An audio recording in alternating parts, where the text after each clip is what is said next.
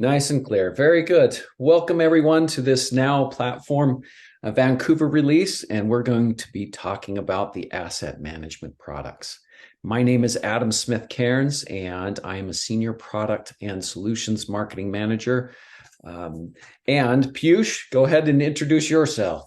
Hey folks, Piyush Patel. I'm part of the technical product marketing team here at ServiceNow, and I primarily cover our ITAM products, hardware asset management, SAM, cloud, and enterprise assets.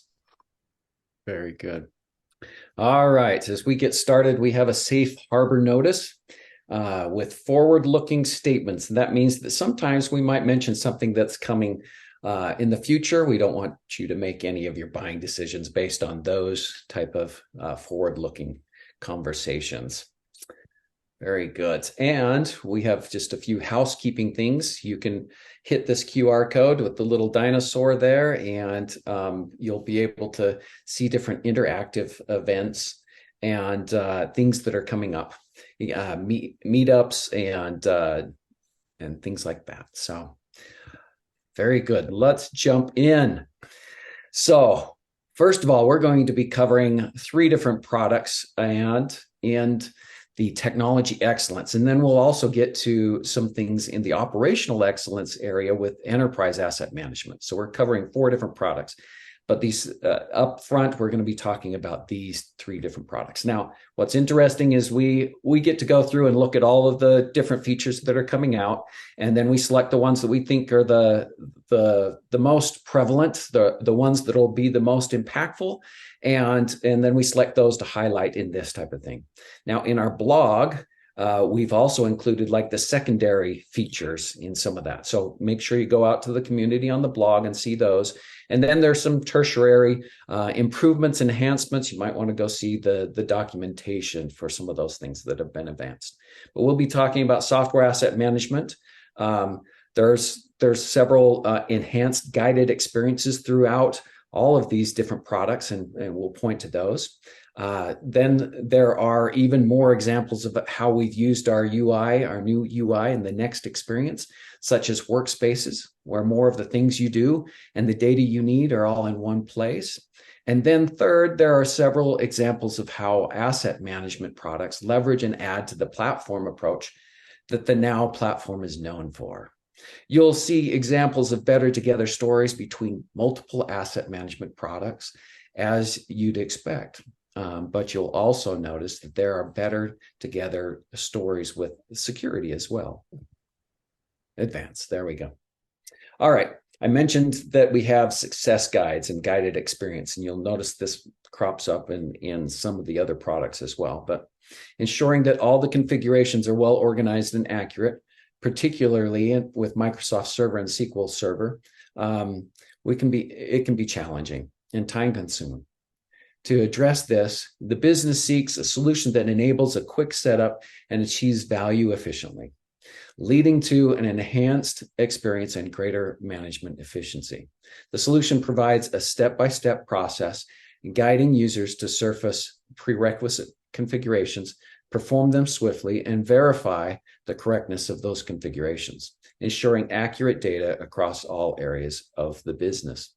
So there's a lot of step-by-step stuff, and you'll notice just in this screenshot, those success guides, which are part of the value builder tasks. There's 2. We continue to build out more of those tiles. In this case, when we're releasing success guides for Microsoft, and then we have success guides for ILMT from IBM. So anyway, those will be very important for you to use and to be able to guide some of your experience. So the next one is overlapping usage. And, the CTO and the architects often face challenges due to insufficient data for rationalizations and planning future applications. They need guidance to consolidate, drive down costs, reduce tech debt, and mitigate risks associated with aging apps. The solution lies in integrating software usage data to identify overlaps and optimize software expenditure. This approach empowers enterprise architects with valuable insights for application portfolio rationalization and strategic planning for future deployments. And it can be used side by side with products like our application portfolio management, or APM. So you'll notice that it also helps with the overlapping, not just of software in general, but SaaS applications and some of the things that we have by looking at what the usage is, whether it's high or low usage, and then providing the reclamation suggestions and automated workflows. So with that, let's jump over here. Now this one, which is software bill of materials management, this one is really tied into SecOps and how we do things by understanding not only what the software is, but the underlying and the components of the software. And often that challenge faced by SecOps and security teams is that the lack of detailed information about those critical vulnerabilities, or those CVEs that apply to the software, and the absence of the knowledge that's shared about the software components between applications. As a result, organizations are unable to act quickly and effectively when faced in security breaches or vulnerabilities in their software environment. The solution to this problem involves integrating SecOps and asset management, utilizing software asset management visibility to link to the bill of materials of the affected software. With this combined solution, when a critical vulnerability is detected, it can be promptly referenced to the software or its components through the vulnerability response dashboard, which is part of the SecOps solution. The target personas for this solution are the SecOps manager, the security analyst, and the software asset manager. And you'll notice that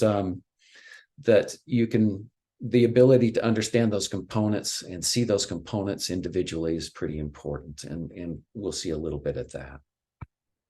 Very good. With that, let's do just a short little demo that Piyush has put together for software asset management and some of those features that we've highlighted. Launching the guided setup takes you to the setup page where multiple categories with subtasks are listed in step-by-step order. Under prerequisites, Casey has completed the installations of the Publisher Pack, Health Check, and Discovery plugin requirements. Once the activity is performed, she can mark it as complete before moving on to the next category of SAM configurations. She'll have to do the same for all these steps before verifying that those configurations have been completed and Health Check has been performed. And at the very end, she'll run the reconciliation and have compliance position for Microsoft SQL. Let's assume that Casey has completed all of these steps. She moves over to the Success portal and opens the Microsoft TrueUp goal that is in progress. And she knows that these success activities have all been completed. She'll go through each one of the activities and mark them as course complete. And by doing this, she will have a complete goal. Now, the big value takeaway for you is efficiency. Next, we're going to move over to the overlapping usage module. The purpose of this newest module is to give insights into software use within your organization and identify other areas to optimize spend on overlapping SaaS software. Casey has already set up multiple SaaS integrations as well as single sign-on integrations, so she's already getting data by this time. She's looking at the highest count of overlapping software, as well as the highest spend from overlapping software. She drills into the project management category and sees 3 applications: Smartsheets, Monday.com, and Workfront. There is an opportunity here for her to optimize the spend in this category. Workfront application has fewer subscriptions, a high amount of savings, and overall usage of only 7%. To further validate this, she navigates to application feature usage. You can see more activities taking place with Monday.com and Smartsheet, but only 2 activities with Workfront. On top of that, it is only being used by the finance team, but you can also see the finance team using Monday.com and Smartsheet. Based on the analysis here, it may not make sense to maintain the subscription for the Workfront product. From here, Casey can work with her strategic portfolio management team to create demand, which allows them to consider different options.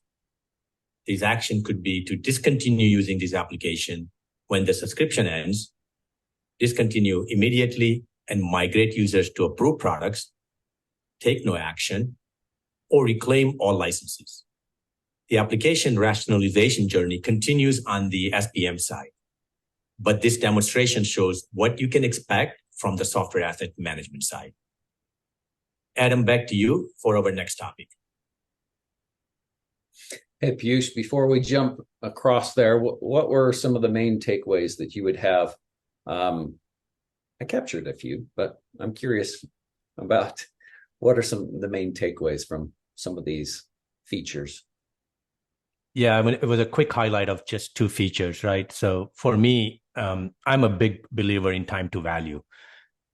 What you're starting to see is that we're addressing some of these common challenges that users are facing around setup and configuration for our some of the complex licensing model, like Microsoft SQL. And you're doing all that within a single workspace, right? So users no longer have to source multiple documents, best practice guides, document sites, knowledge bases, YouTube videos, reaching out to ServiceNow team or ServiceNow partner to simply set up the basic of setting up the Microsoft SQL with the plugins and step-by-step process. So that to me is the biggest takeaway, where we're empowering user base to ITAM practitioners to basically drive this on their own up to a point where they might need some advanced help, but at least being able to do this all on their own within the single workspace. That was the biggest takeaway for me. Very good. Yeah, there were a couple of things that jumped out. One that's not necessarily a new feature in software asset management, but is the success portal for software asset management. And you pointed that out. And we're going to see later that type of success portal has been moved into hardware asset management as Correct. well.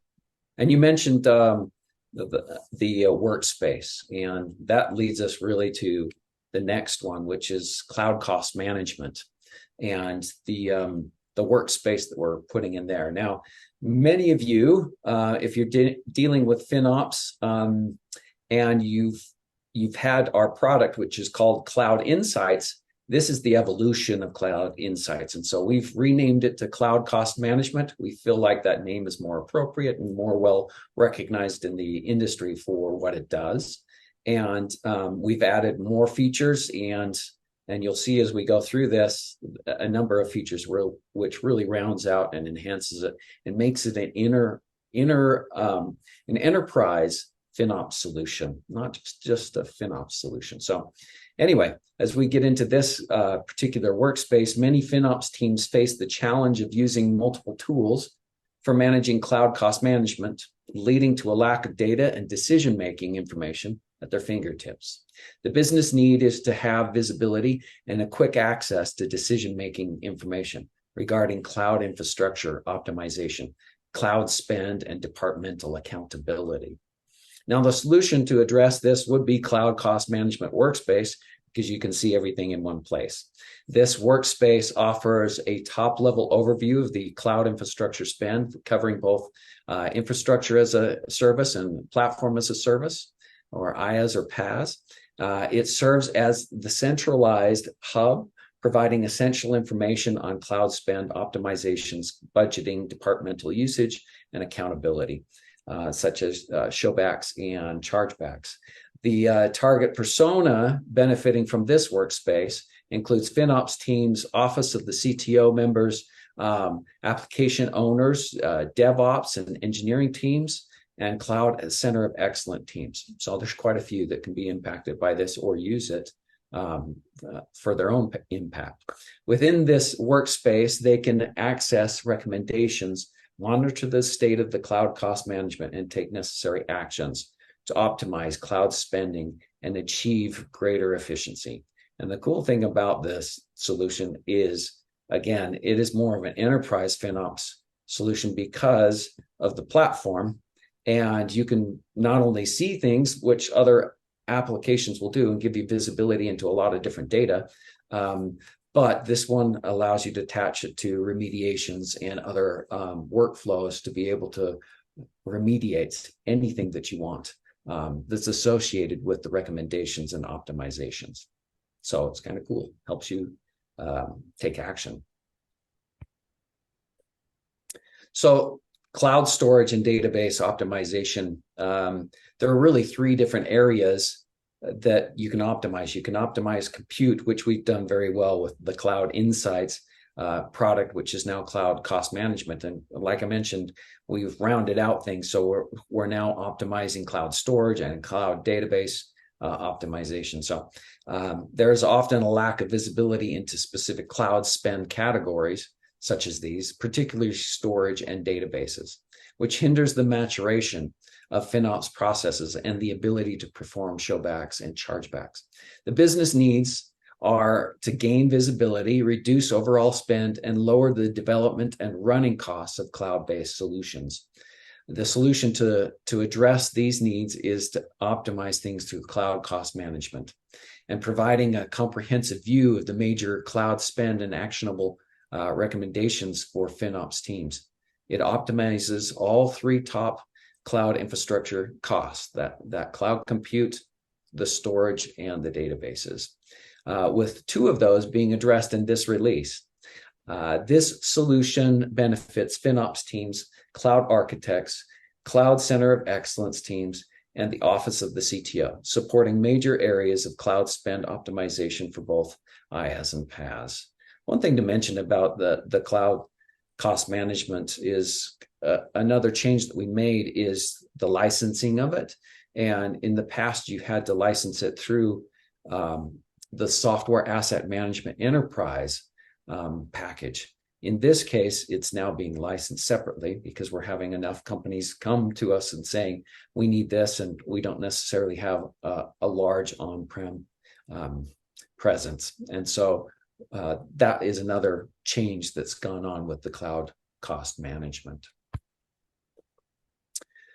So we mentioned guided experiences. The same is true here. We've added some guided experiences. Many times the challenge lies in the difficulty of setting up these complex configurations and the integrations and the need for external research to troubleshoot setups. And so the business needs are to get the time to value. I think you mentioned that, Piyush, and a more confident approach to start seeing results. The solution to address these challenges is the admin center. So they've created an admin center with several different things in it. And one of these things is this guided experience to help you set things up.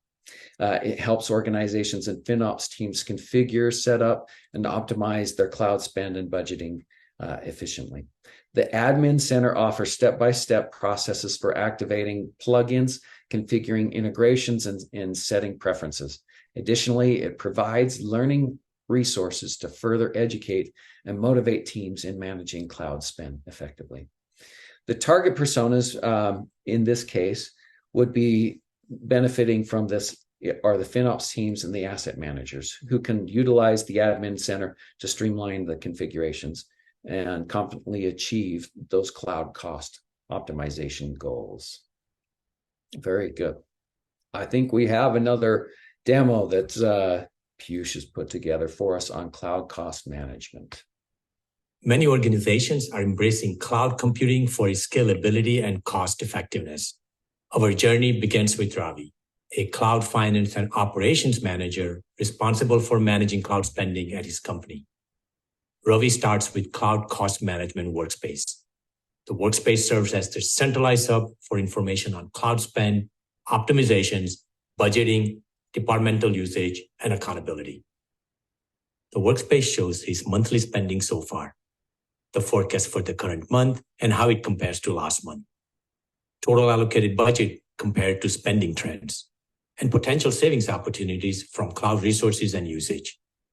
The monthly spend breakdown chart provides them visibility into spend across multi-cloud environments like AWS, Azure, and Google. It is possible to further narrow the results by selecting a specific period from the drop-down selection. Alternatively, the data can be grouped in different ways. For example, by service category to see monthly spending on computing, network, and storage. After spending analysis, Ravi moves over to top savings opportunities area. He can narrow this recommendation based on specific use cases, such as terminating unused databases, and even schedule a change record directly from here. Further down the page, Ravi can track top spending trends grouped by categories, services, cost center, and so on. This allows him to show back to the cost center manager responsible for the respective spend. With just a few clicks, Ravi can track cloud spending and drive cost optimization measures without relying on other groups or updates from multiple systems. Under the budget module, he's able to see total budget allocated to all the teams as well as their spending trend. Here, both innovations and Gen AI teams are overrunning their cloud budget. He can now use this detailed information to alert budget owners and prevent further budget shortfalls. The spend dashboard is where Ravi can catch any anomalies that might be happening across different teams. For example, on this particular day in the month, there is an increase in spending on a specific service. He can detect that here and take corrective action without relying on third-party reporting. Further down, these are some of the highly used reports he can share with specific teams as a showback interface. Different teams can visualize their spend split by cost center, breakdown by business application, and even spend by region. The operation module lets him view and manage different recommendations. The savings by recommendation chart breaks down the biggest area of potential savings. And the action he needs to take to control these recommendations are grouped by their state. There have been new recommendations scheduled by the system, but some areas have failed and other recommendations are in pending state that needs to be reviewed. This is huge because he can prioritize the savings by getting engineers to action rather than passing it on to another team to do something. The admin module is where the administrator starts their cloud cost journey. They can start with the product tool, which guides them through the entire application. From here, they can activate or update application plugins right from the interface. Creating integrations with cloud providers is easily done through a guided setup. What steps do they need to take? And are there any prerequisites for setting up this application? These are some of the most common questions users are consistently asking. And the third section is the preference settings, where modifications to how the application should behave are applied. This is a game changer for administrators because they no longer have to source multiple documents and set up guides to stand up the application. With this friendly user interface, integrated cost reporting, and ability to optimize resource usage, combined with easy configuration setup, cloud cost management empowers FinOps practitioners to take action while realizing faster business value. Very good. There are a couple of takeaways. Again, I want to reemphasize that this is an enterprise FinOps solution. We recently did a webinar with a partner of ours, and when we were first introducing them to cloud cost management and some of the changes, there were some light bulbs that went on for them because they were looking at it's not easy to normalize all of that data across different vendors, such as Azure or AWS or Google Cloud. And we just have a history of good normalization algorithms and other things that we use in order to do that. And so they were looking at that, but they were looking at the actions that we can take because of the platform to be able to remediate a lot of things. And so those two things make it really an enterprise FinOps solution. Piyush, are there any takeaways that as you were going through cloud cost management that stood out to you? Again, I'm staying with the theme of getting the product up and working, time to value, right? So you saw a little bit towards the end is the admin module, building that functionality within the workspace, and that's a common. You're going to start seeing that across all the item products. Is guiding users within the workspace on how to set up the application, the configurations, the plugins, prerequisites, connections, and getting you up to the the integrations or getting the data. So that to me stood out. That's a common question in the field.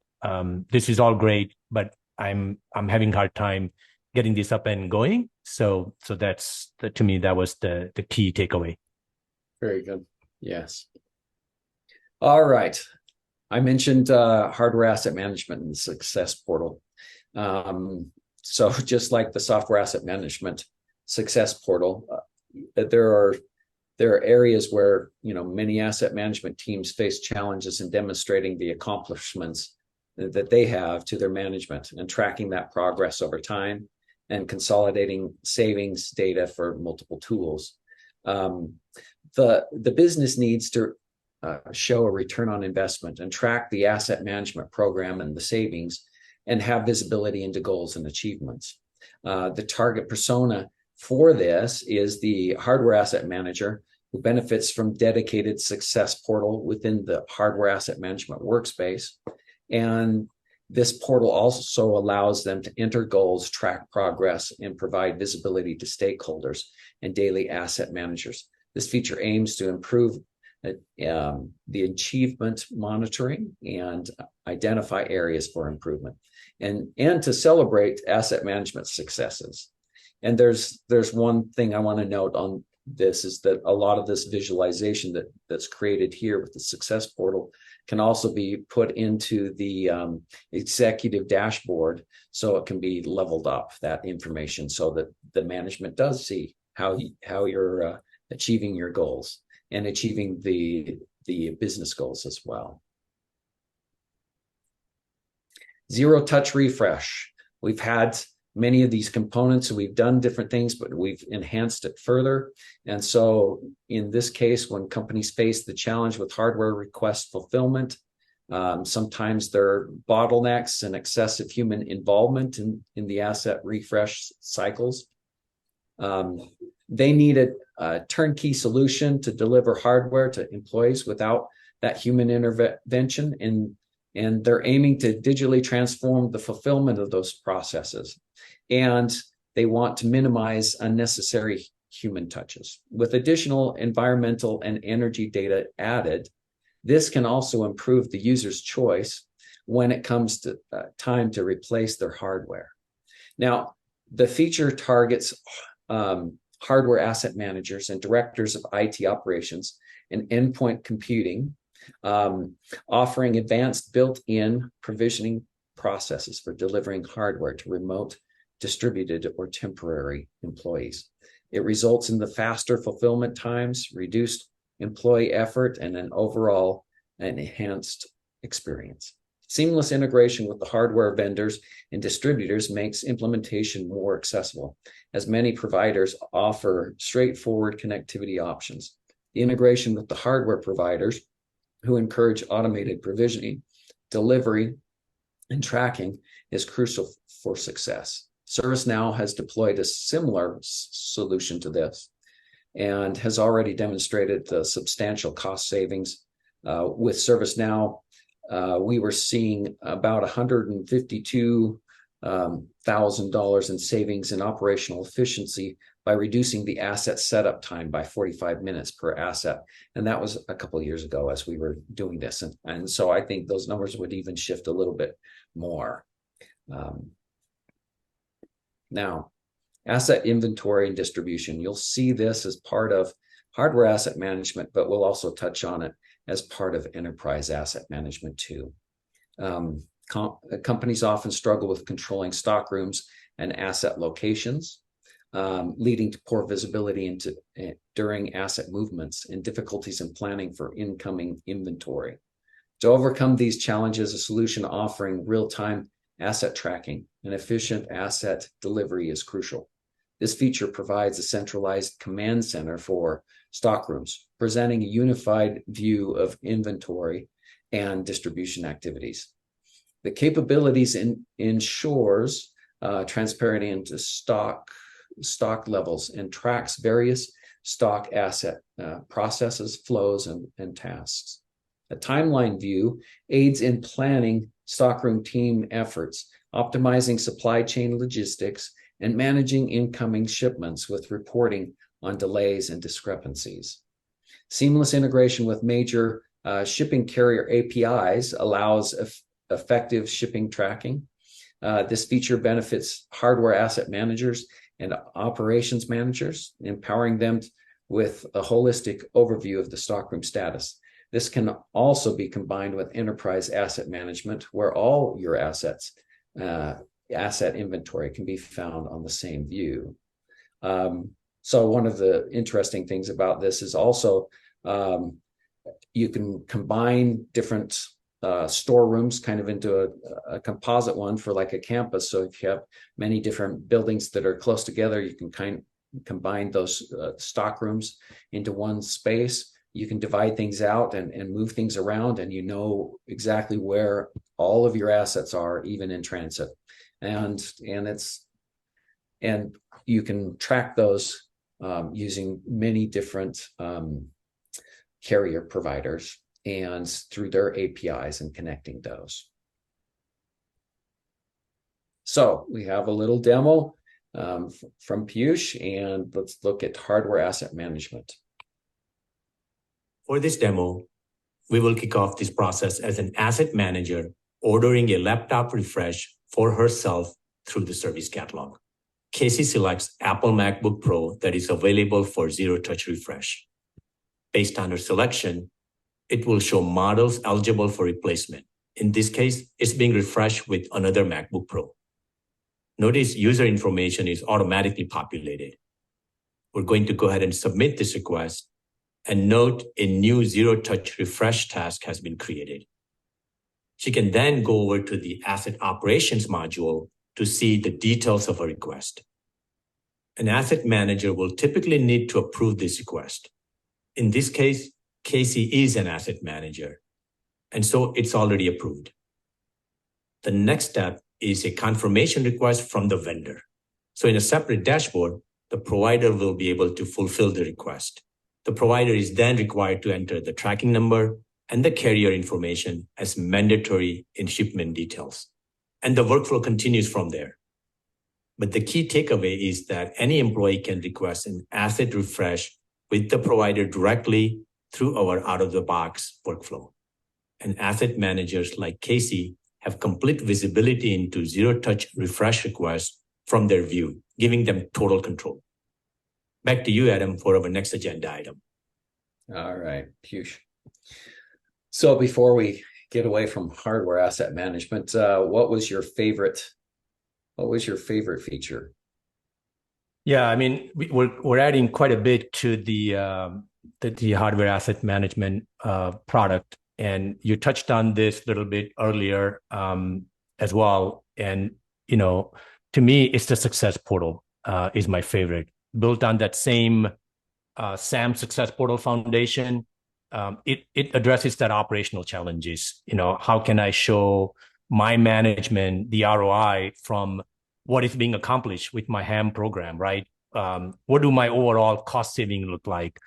And without having to depend on multiple tools or reports, and by the time I get it, the data is already outdated. So the Success Portal kind of removes a lot of that manual work and assumptions, and it helps with the product adoptions, and it surfaces the overall health of the HAM asset, from acquisitions, from SLAs, where they are within their life cycles, all at the fingertip.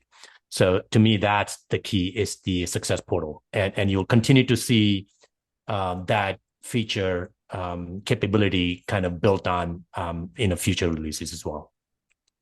That's great. Yeah, it's important to be able to align goals of the organization, and we have other products like strategic portfolio management, which applies to creating goals at the higher end, but then being able to align those goals with individuals who are managing things like hardware assets and software assets and across the board. It'll be important to create a more holistic solution and mature a lot of the practices that people have around asset management in general. So love totally that. Yeah. Now, so we move into operational excellence, and so this is where our enterprise asset management shines. And there are a few different features here, and you'll see some similarities to some of the things you've seen with hardware asset management and others. But there's some unique ones too that are just specific to enterprise asset management. These new features include management for linear assets. That's kind of the unique one, and enterprise asset onboarding, as well as workflow for moving those assets between locations. So it is not easy to efficiently track and connect linear assets, including their segments or sections. And it is tough to track these assets. Then it's even worse to do the maintenance or try to plan all of the maintenance of where those different assets intersect. The business need is to empower asset managers in creating and monitoring linear asset geometries, types, and relationships, including discrete assets along linear routes. This new capability is designed to track various linear assets like roadways, pipelines, utilities, even trailways, enabling efficient management of individual segments and their associated assets. This includes connecting multiple assets or linear assets to parent assets, such as roads with traffic lights, signs, sidewalks, and utility lines running parallel to the main roadway. It can be seamlessly integrated with field service management solutions for effective maintenance planning. And the roles that would use this are the enterprise asset managers, directors of operations, utility managers, and municipality operations managers or planners. And so there's some pretty interesting things. This is a fun one to watch on the demo as well. The enterprise asset onboarding is a way for asset managers to make sure that the assets they're bringing aboard have all the information included. And the complexity of setting up new assets with various details and parameters sometimes makes that hard, and sometimes leads to skip steps or missing information. So the business need is to simplify the process, making it easier to set up assets and ensure more accurate asset data. The new capability offers a step-by-step approach to streamline the onboarding of enterprise assets.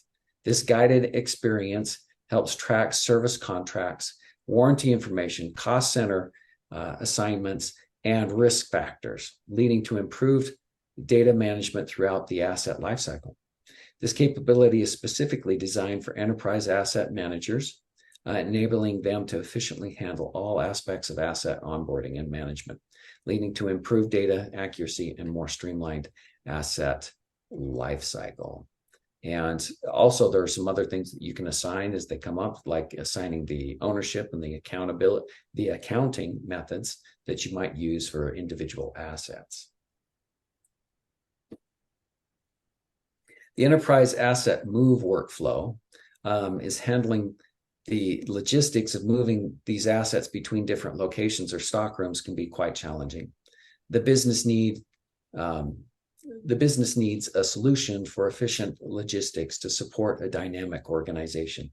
This capability offers a prescriptive workflow to track asset moves from one location to another. This workflow allows asset managers to plan and execute moves, whether they are between local or remote sites, and asset managers or end users can initiate the move request from a service catalog, and the prescriptive workflow guides them through the necessary tasks. If the move is remote, a shipping task is added to facilitate the shipping the asset to its destination. This process ensures the assets are moved to the right location on time, making asset management more streamlined and effective for enterprise asset managers. And it can also detect different things where, let's say that the asset hasn't been moved for a certain period of time. It can show that there's a stale shipping thing there. And so it can help you go investigate those things or eliminate those because something has been delayed. It's also integrated into the different carriers. So there's an integration that's been added here with the different carriers and the APIs, so you can see all of the ways that those things are shipping and where they are in the shipment process. And if the shipment has already been completed, it's contextual, so it won't even say a button. It'll remove a button that says track this asset, because if it's already been moved, it's been moved. So anyway, with that, let's jump into our little demo from Piyush. What you are seeing here is a single platform for asset management with few examples of enterprise assets on the right-hand side. This could be frontline assets, back office equipment, facilities, buildings, and so on. We're going to look at linear asset management, a great new feature in Vancouver. We'll start with enterprise asset estate. And you'll notice there are two new tabs. First is a linear asset types. These are roads, pipelines, cables, and things that are quite lengthy. Suppose you have a use case to track and manage linear assets for analysis and maintenance. In order to manage linear assets in ServiceNow, you first have to create new linear assets. Let's call this access road for new location. With asset type of roadway, this linear asset is in San Francisco. And for the dimensions, we'll say this is a 100 feet wide road and 7 miles long. One key piece of information when you're talking about the linear asset is coordinates, specifically tied to geolocation basis. We're going to save this record, and you'll notice access road asset has been created, and both start marker and end marker have been updated along with the applicable coordinates. We just demonstrated how linear asset management helps EAM users efficiently track and manage their linear assets for analysis and maintenance.